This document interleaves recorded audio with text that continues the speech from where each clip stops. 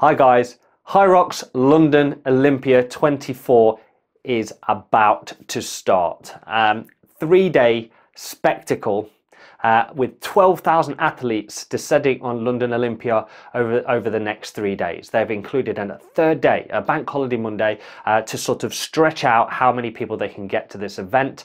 It is all very exciting. Lots of things to talk about. So what am I going to be doing? Well, I'm going to be doing the Doubles Pro. I'm going to be doing it with my friend James. You may have seen him in other videos that I've done, but he was my doubles partner way back at Manchester 23, and we had a great time that, so it makes sense that we go and have another go at this. And I thought, right, let's do the pro doubles, since that's the only category that I've not yet done.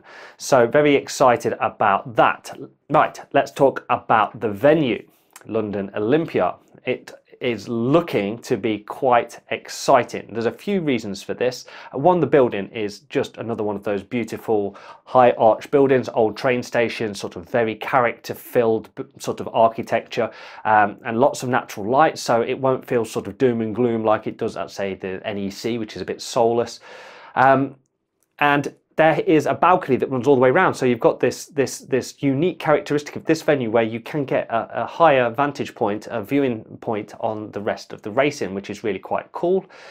Now the track itself is different to what it was at Olympia last year. They have opened up another hall next door, and they put the Thunderdome and the wall balls in there. So this creates this kind of sort of hourglass shape. It does then introduce inside corners, outside corners, and inherently it will sort of sack off the overtake because people will be taking the racing line. But it is what it is. Everyone's racing the same race. There's no point moaning about it. It's all obviously done to make more space for more people to get in. So that is a great thing. Now, one thing that is really worth pointing out for this particular Hyrox is that the equipment has all been replaced. It's no longer the old sleds. All the Wolverson kit has gone, and it now is the new Centaur kit, or Center kit, depending on how it's said. So the sleds, the ropes, the balls, the bags, everything, even the wall ball targets have changed. Loads of things really exciting about this particular event, and I cannot wait to get down there. So let's not waste any more time with introducing stuff. Let's just head down to London Olympia now, and I will pick it up from there. Right guys, so we are now here at London Olympia. We're about to go on the Doubles Pro on the bank holiday Monday, third day of event. Very excited. It's taken what seems like an eternity to get here, watching 2 full days of racing. So we are going to get started in a minute. We've got about 15 minutes. We're going to get warmed up, and then we're just going to go do it. James has not done pro weights before, so baptism of fire for James. It's not going to be much better for me. All right, see you on the track. 20 seconds. 20 seconds. Good luck. Good luck.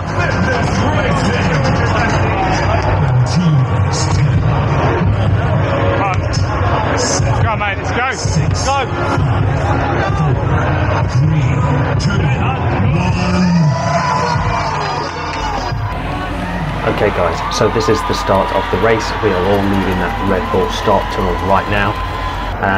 This is the first lap. This lap was a little bit longer than the rest of the laps.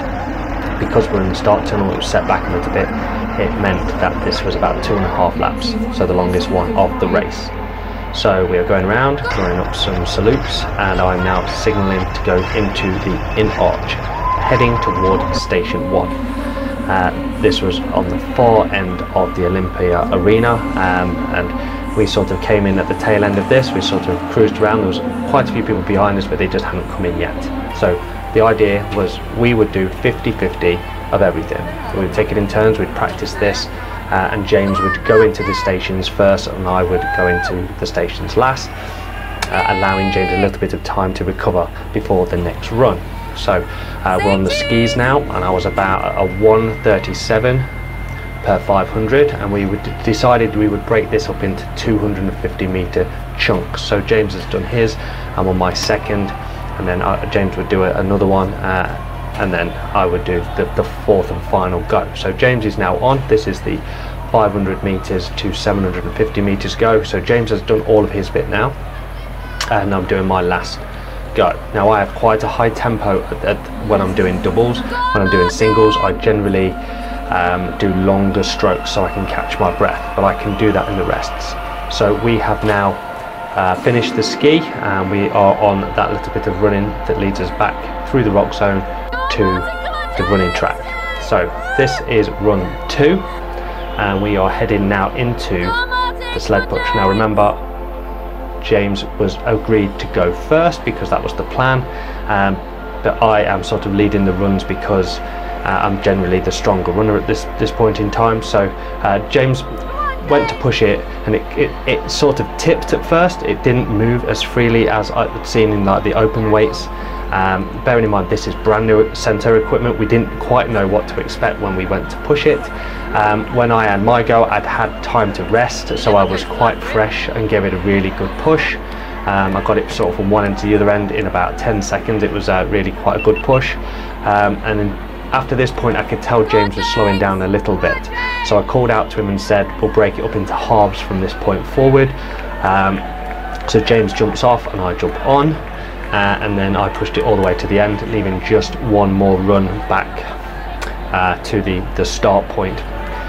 So James had his go, and then I took over from halfway again, and we got it to the finish. So I'm stopping the video at this exact point because something critical happened. As we left the sled push, James communicated to me that he was struggling. A combination of going off too fast at the beginning, my fault, and it being a bit warm, and just coming off the sleds, it felt like he was at capacity. So I made the decision there and then to change our plan from a 50-50 split to a James-Martin sandwich therefore after. It meant that James could catch his breath before the exercise and after the run, and after the exercise and before the next run, and this was important to trying to keep James in the game. Right, let's get back to it.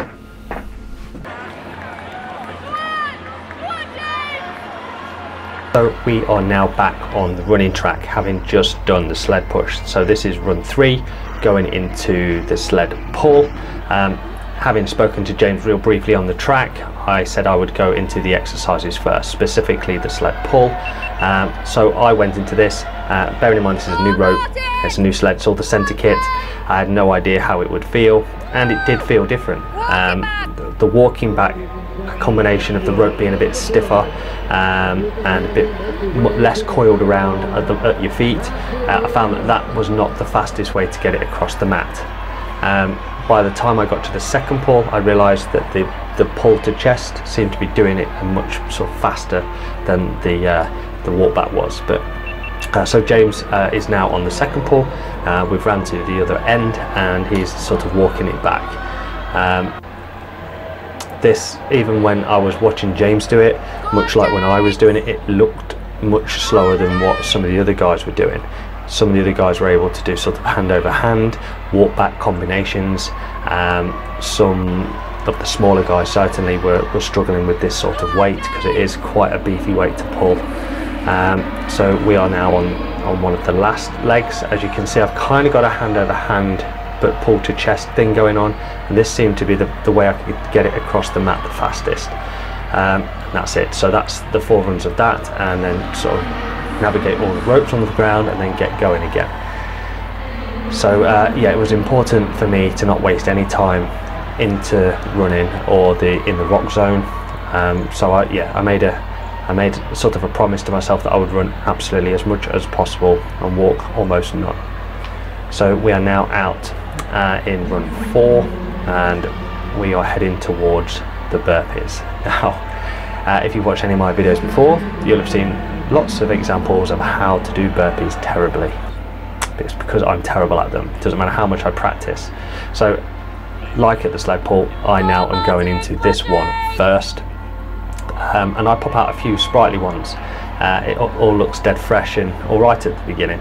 I tried to practice this in the gym, where you stay low, keep your hands close to your feet, and you just sort of bunny hop along like a gazelle through a meadow. But although that's what it looks like in my head, it doesn't necessarily look like that on film. So we sort of alternated, we took it in turns. When one got tired, we took over. By the halfway point here, it was clear that I was running on gas at that point. James sort of took over for a few, and I was happy for him to do so because I was burning. Now at some point James was obviously going to find himself at the same position as me, so I would take back over and so forth until we sort of got to the end here and jumped that sort of final one over the line, and then back out onto the running track for run 5. Run 5 is a bit of a way point in this race because it's past the halfway point at this point, so it feels like it's downhill from here, but it's not. So we are just sort of cruising around. I'm trying to keep James in my sort of peripheral and keep having to turn around and check, make sure it's still there. And we are now sort of running into the run. Now the plan was the same. I would do the first bit, James would do the middle bit, I would do the last bit, and I broke that down into I would do the first 300, James would do the middle 400, and I would do the last 300. When I came off initially, I was toast. That first 300 was quick, and you know, I was tired, but 400 meters later I was good to go again. Probably not as sprightly as the first 300 though, and I think we did that in about 4 minutes, which, considering this sort of run in and run out, isn't too bad. Could have gone a little bit quicker, I think, on a better day. When you look sort of up and down the lanes, there's not that many people do the doubles pro, so it isn't as crowded as it is like when you do the opens. It's a little bit disconcerting when the sort of half the rowers are empty. So yeah, we ran that last little bit out, then back onto the running track for run 6 as we sort of cruise around heading for the farmers carry, station 6. I'm still having to sort of keep James sort of in my corner of my eye because I don't want him dropping off and I'm losing him completely. So I ran off ahead at this point so I could get some chalk on my hands, find the appropriate kettlebells, which are the 32 kilos for this one, navigate a couple of the ladies pros there, and then drop the hammer on this outbound stretch. Now if you watch me go here, I actually surprised myself watching this back because it is proper shifting with those 32s. I knew I only had a finite amount of burst in me, and I was always hoping to sort of drop them at this sort of turning point, which I did. The problem is with the Centaur kettlebells, they're a little bit narrower than normal kettlebells, and I tipped one over. I soon put it right for James, and he too sort of cruised his section as fast as he could go. Keeps me in sort of a jogging pace behind to give you an impression of sort of what speed we're going. Then I picked up again from where he was finished and gave it another run. Again, I wanted to buy James some time here, so I did the additional leg coming down this bit, but I was grimacing at this point. Holding those weights all the way to the end was a tough gig. James sort of cruising in my slipstream behind me, and that's those done. Okay, so now we are back out onto the running track. Now we're getting to the sticky end of this particular race now. Now, as I'm always running off ahead of James, you might think, why am I not waiting for him?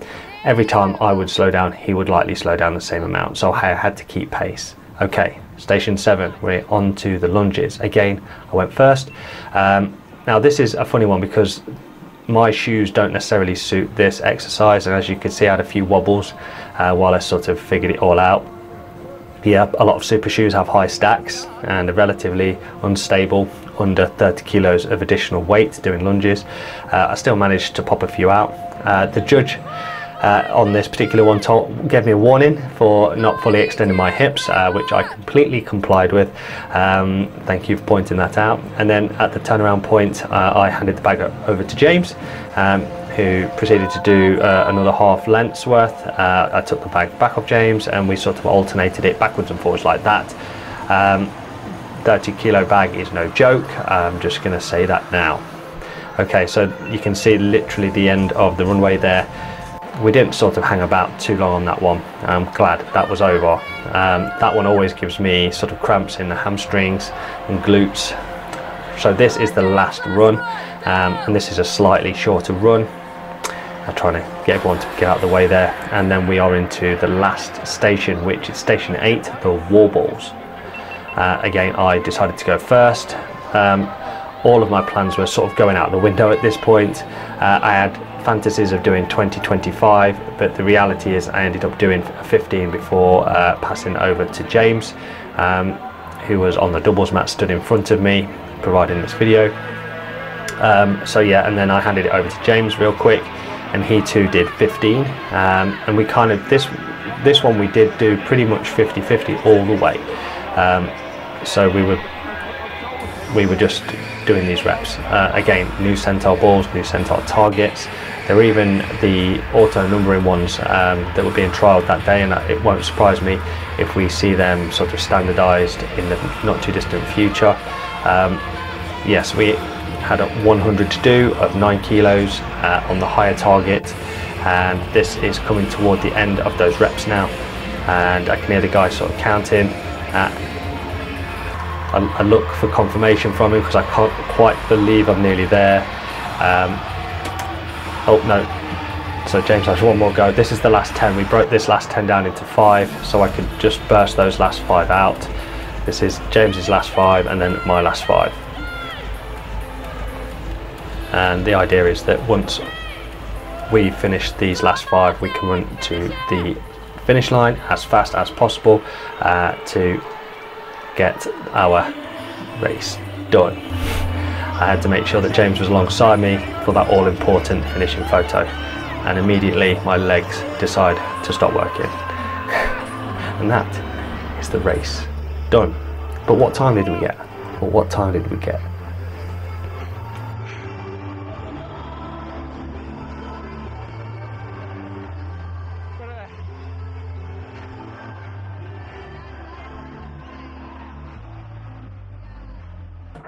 Okay, we are finished. Hyrox Doubles Pro here at London Olympia. Me and James just come in at 1 hour. That's the fastest I've ever been around Hyrox, so I am really chuffed. The wheels started to fall off mid-race, and I had to pick up a little bit more of the work, which left me just that little bit more depleted in the sort of tail end of the race. But that's okay, we didn't stop for nothing. We managed to run every last little bit, even when we were quite fatigued. Legs were most compromised, so really chuffed. I'm going to reflect on this on the drive home, and I'll pick this up from the office when I've had time to digest it all. All right, see you in a bit.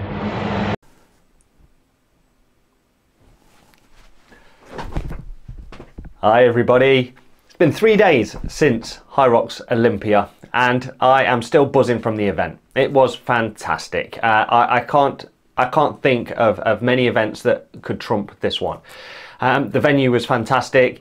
Hyrox is Hyrox, and doing it with a really good friend really amplifies the enjoyment factor, like an absolute ton. So this is the concluding part of the video, and I'm going to talk briefly about how James and I did, and then I'm going to talk a little bit about the event after. So firstly, how did James and I do? Now, before I tell you our finishing time, I'm just going to tell you a little bit about the main problem we encountered whilst running this event. Now, when we were planning this event, when we were practicing it, we were always sort of aiming for a 50-50 split of the effort. Now, what we had not factored in was the differential between ability. So sort of tell you roughly where that is, I'm going to take our best open times as an example. My best open time is around the 1:15 and James is around the 1:25. So there is a little bit of a differential there. And many people who do doubles will have to sort of deal with this differential in one way or another.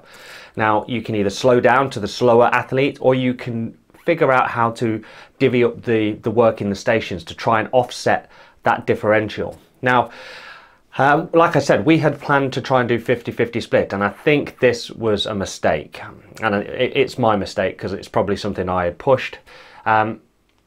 As you saw in the video, James was struggling from the sled push onwards, and that's a sign of going out too fast, and that's my fault, right? Because I'm like a whip it out of a trap in those instances when the race starts, and I like to get off quite quickly.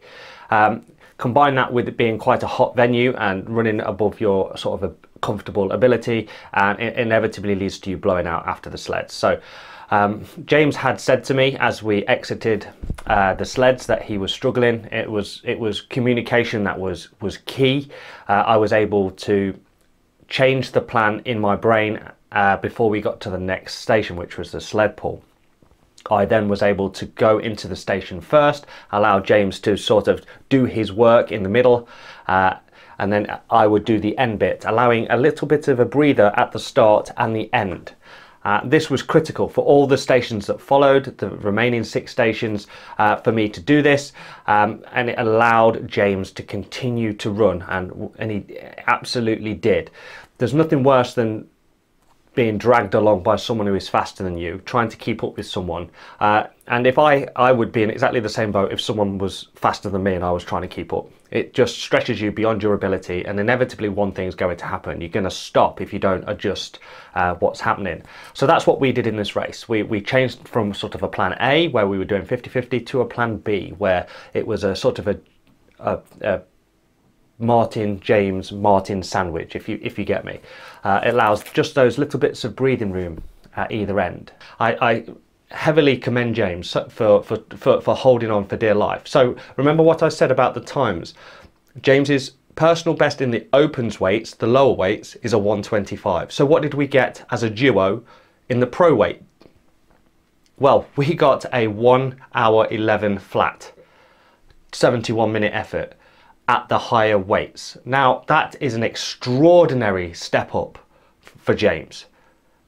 14 minutes off his open times. I know we were doing doubles, but that is still an extraordinary step up. When you're up against it and when your heart rate is at its max for 71 straight minutes, that's because you have given absolutely everything you could possibly give to that particular cause. And I know James, he never wants to let me down in these instances. So, and he absolutely didn't. He did an absolute sterling job, 71 minutes from 1 hour 25. Let's talk a little bit about the arena itself, London Olympia. Now this is a lovely old trade station. It has fantastic architecture inside. The big arches and the transparent roof creates this massive space, and natural light is just abundant everywhere. It's just such a lovely place to sort of come and compete in. It has such of a gravitas about it, and a sort of a celebration about it. It just looks cool. Hyrox. Let's talk about those guys for a second. I'm going to start with the moans first, and the moans come directly from the technology. There seemed to be lots of it failing in this particular event, more so than I'd seen in any other event. The board with the names on at the side of the running track, that had frozen on a previous wave of women, and it was stuck like that for my entire race. Looking at the previous days of competition, lots of people were also complaining that it had broke. Now I always tell people in my walk the floor videos that you must never trust it because it always fails, and that is the truth.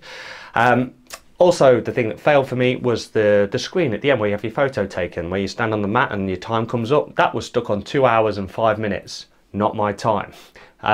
So people were having to sort of awkwardly have their photo taken next to this TV that just had this time imprinted on it. Other people had reported that the timing mats weren't picking them up as they went into some of the exercise stations, and lots of phantom penalties were just being thrown on. So lots of technological things that seemed to be wrong. Right, so let's flip the coin and tell you some of the positive things.